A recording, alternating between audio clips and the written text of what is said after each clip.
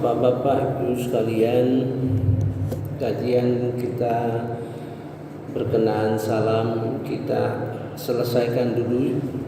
Kita anggap selesai, walaupun mungkin masih sekitar separuh lagi, ya, masih separuh perjalanan lagi. Tapi saya kira untuk tahap 1 cukuplah memberikan gambaran bagaimana peranan dan manfaat daripada salam yang kita wujudkan keseharian kita. Dan Assalamualaikum merupakan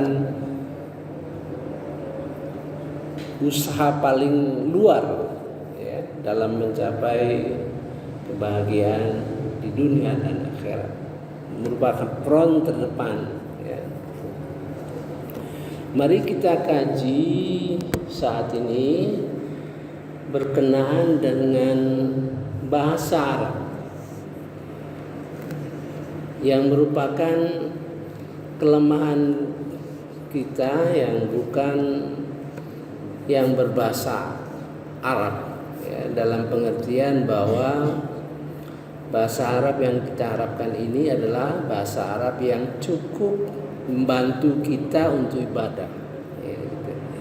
Jangan dikira orang yang bisa berbahasa Arab atau orang Arab tuh otomatis bisa memanfaatkan bahasa Arabnya itu dalam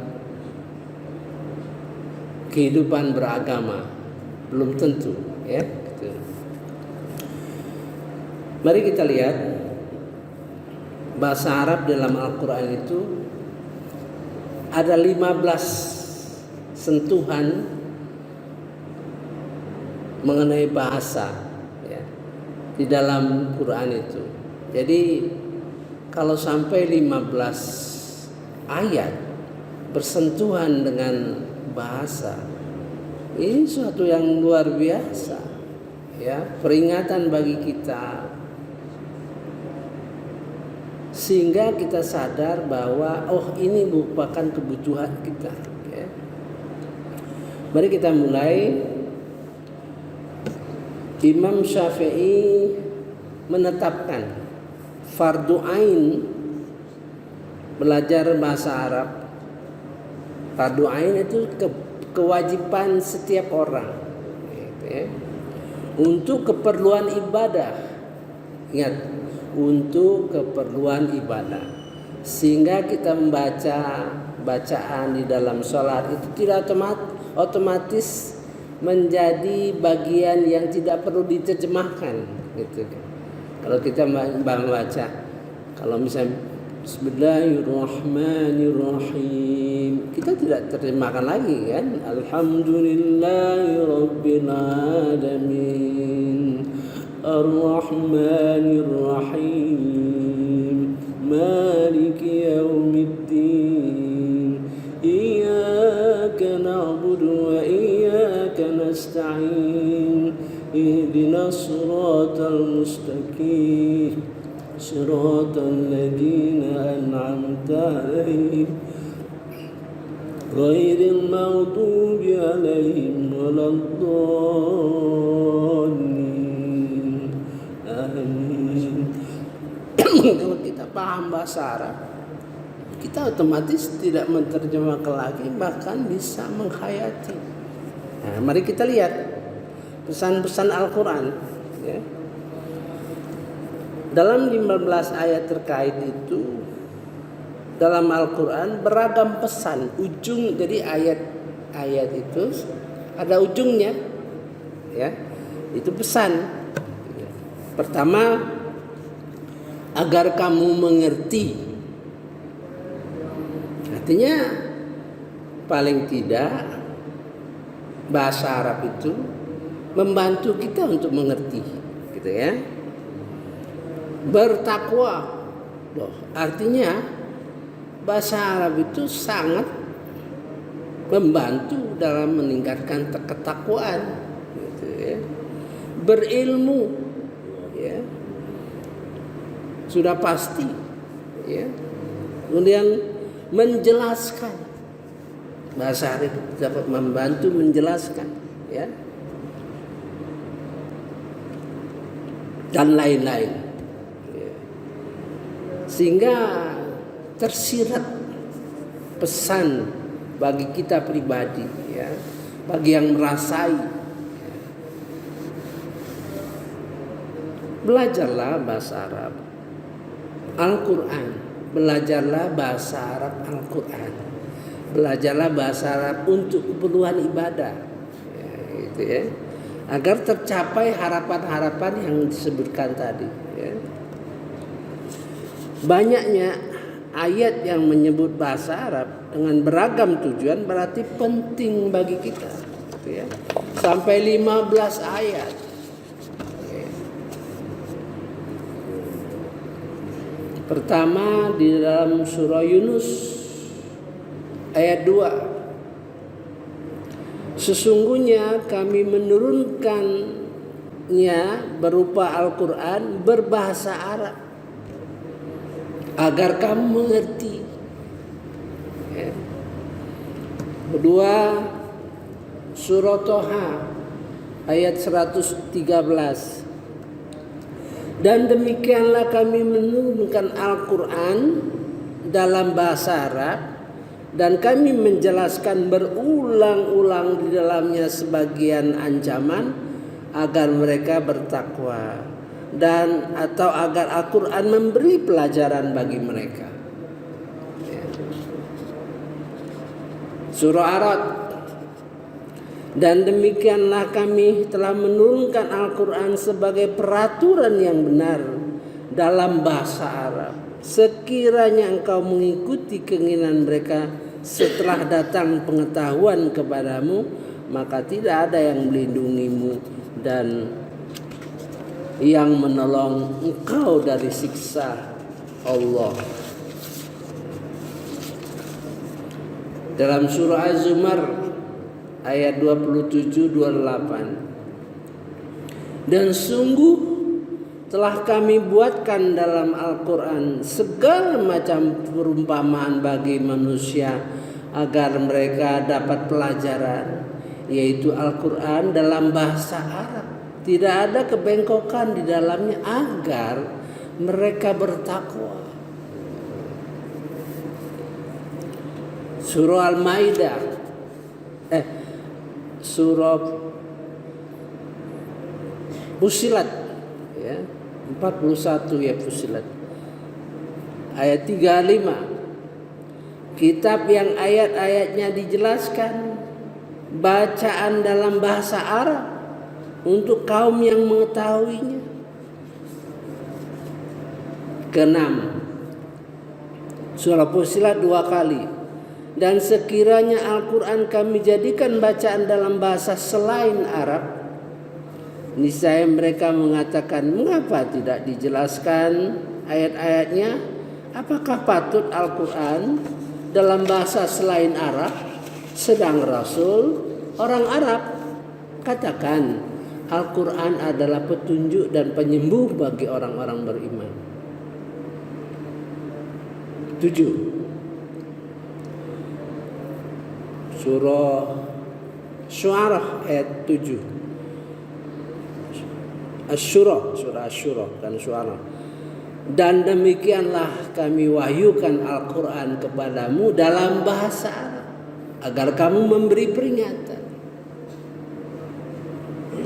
Surah Az-Zukhruf ayat 3. Kami menjadikan Al-Quran dalam bahasa Arab agar kamu mengerti. Akal. Ya, di sini takilun, akal. Jadi dengan mengerti bahasa Arab itu akan membantu akal kita bergerak, ya. 9 surah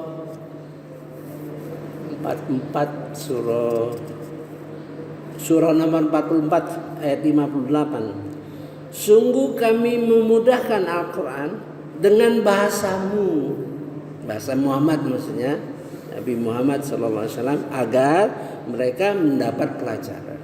Ya.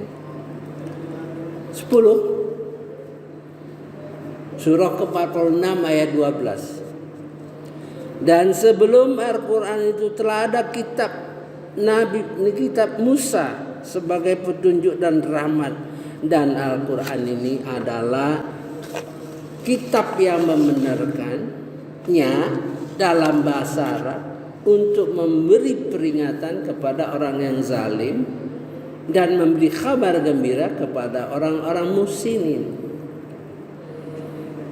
11 Surah An-Nahl ayat 103.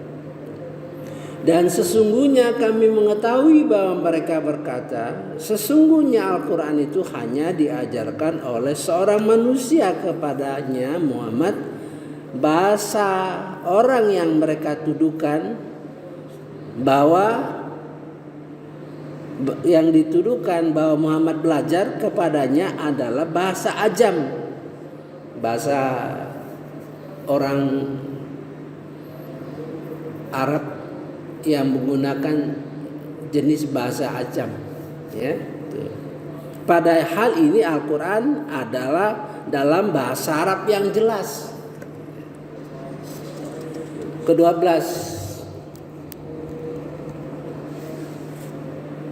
Surah Asy-Syu'ara dengan bahasa Arab lisan yang jelas. Artinya bahasa Arab yang dilisankan dengan jelas. 13 dengan lisanmu beri kabar gembira orang takwa.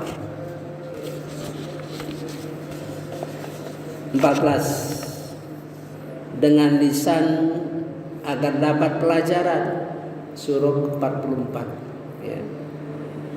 Terakhir surah 14, surah ke-14 ayat 14 dengan lisan kaumnya agar dapat memberi penjelasan, ya. Jadi perlu kita renungkan betapa Allah berulang-ulang sampai 15 kali menyinggung bahasa, ya. Yang jelas-jelas bahasa Arab disebut itu dalam 11 ayat.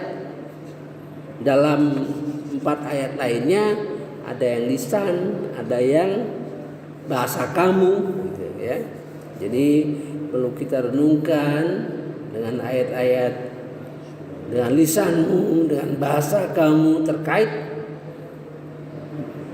membawa pesan supaya kita mengerti, bertakwa, petunjuk, membenarkan, pelajaran, peringatan. Selalu kita pertanyakan kepada diri kita sendiri sebelum terlambat, ya. Dikit-dikitlah kita belajar bahasa Arab, dikit-dikit kita mengerti untuk kepentingan ibadah, tidak lebih daripada itu, ya. Kita nggak mungkin lebih dari itu karena mungkin umur dan sebagainya. Cukuplah fardu ain itu kewajiban kita pribadi masing-masing. Menurut Imam Syafi'i berpendapat demikian. Mengapa dia berpendapat demikian? Ya karena dia perhatikan bahwa Al-Quran itu sampai 15 ayat menyinggung bahasa-bahasa, ya. Itu insya Allah kalau kita bahasa Arab bisa sedikit-sedikit berangsur-angsur, ya. Di masjid kita ini kita punya Ustadz Ikin yang mumpuni bahasa Arabnya, bisa kita ambil kemampuan dia untuk kita paham bahasa Arab, ya. Hanya bahasa sebatas untuk ibadah sehingga otomatis tanpa perlu terjemahan. Jadi kalau kita sholat berarti maka otomatis kita tidak menerjemahkan lagi, ya. At-tahiyatul mubarakatus sholawatut thayyibatu lillah. Assalamu alayka ayuhan nabi wa rahmatullahi wabarakatuh. Assalamu alayna wa ala ibadillah sholihin. Jadi mudah-mudahan pemahaman kita terhadap bahasa Arab itu membuat kita sholat lebih khusyuk, gitu, ya. Salah satu komponen yang bisa membuat kita khusyuk itu adalah mengerti bahasa, mendalami bahasa, ya. Sehingga bahasa Al-Quran itu luar biasa, ya. Bahasa misalnya dalam Quran takut Al-Quran itu macam-macam. Takut karena kita berilmu, karena kita berilmu jadi rasa takut. Kalau kita tidak punya ilmu nggak akan takut. Misalnya kita mengetahui bahwa nih ular yang berbisa ini, nah, ularnya sangat berbisa itu, dalam 3 meter bisa nyemprot, itu tentu kita hati-hati, takut kita. Tapi bagi orang yang tidak tahu bahwa ular itu seperti itu, maka dia nggak takut. Nah itu ya, sudah itu takut karena perasaan, ya. Akan berjumpa dengan Allah, itu sudah lain lagi. Takut hati kita bergetar karena kebesaran Allah, lain lagi. Ya, mudah-mudahan ini menjadi pelajaran bagi kita untuk melangkah, ya. Umur kita masih cukup, 2 tahun cukup, ya, 2 tahun cukup, ya. Subhanakallahumma wa bihamdika asyhadu an la ilaha illa anta astaghfiruka wa atubu ilaik. Wallahu a'lam. Wassalamualaikum warahmatullahi wabarakatuh.